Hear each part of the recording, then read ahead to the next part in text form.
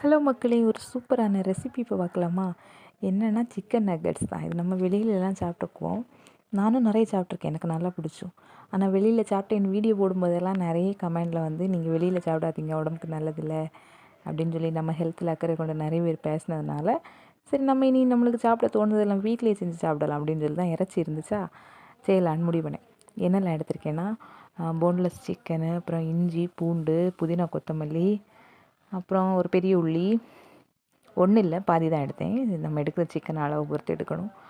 அதுக்கப்புறமா கொஞ்சம் நல்ல மிளகு பொடி, நல்ல மிளகு போட்டேன், அப்புறம் ஜீரகம் போட்டேன், அப்புறம் ப்ரெட்டு, கொஞ்சம் முட்டை, லெமன் ஜூஸ், உப்பு இவ்வளோ போடணும். நான் ஆட்டினதில் எனக்கு நல்ல மிளகு நல்லா பொடியலை. சரி இருக்கட்டும், நம்ம தானே சாப்பிட போகிறோம்னு சொல்லி அதுக்கப்புறம் ஆட்டினதை எடுத்து நம்ம நக்கெட்ஸ் ஷேப்புக்கு கொண்டு வரணும். கொண்டு வந்துட்டு அந்த முட்டையில் ஒரு வாட்டி டிப் பண்ணிவிட்டு மைதா மாவில் டிப் பண்ணுவோம். திருப்பி முட்டையில் டிப் பண்ணி அதுக்கப்புறமா ப்ரெட் க்ரம்ஸில் போடுவாங்க. இப்போ வந்து என்கிட்ட மைதா மாவு இல்லை, நான் அரிசி மாவு தான் எடுத்து வச்சுருந்தேன்.